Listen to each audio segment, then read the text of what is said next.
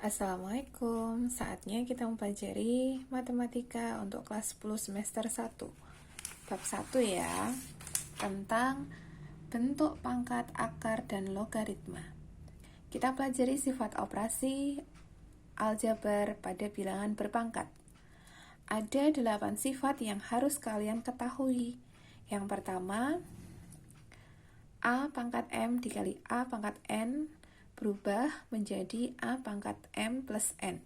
Sebagai contoh, misal 2 pangkat 3 dikali 2 pangkat 2, maka hasilnya adalah 2 pangkat 3 ditambah 2. Hasilnya adalah 2 pangkat 5.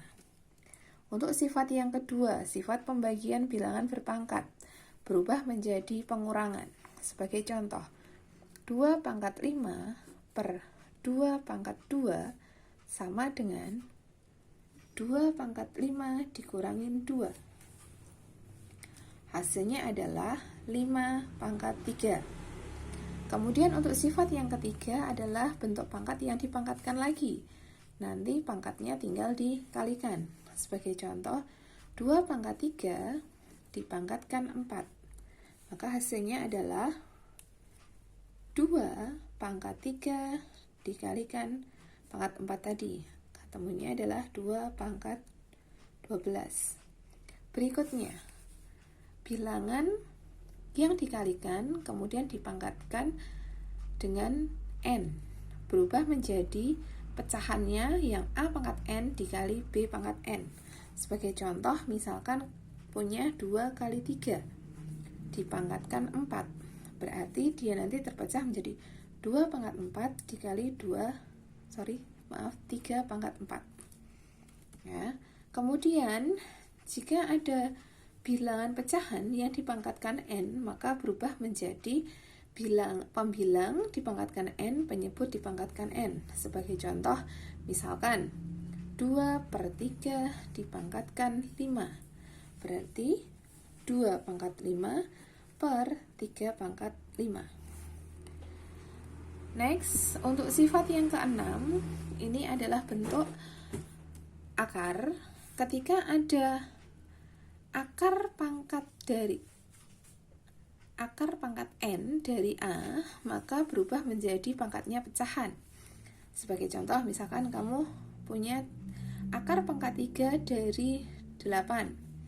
Berarti dia 8, di sini karena nggak ada angkanya, itu artinya 1 per 3.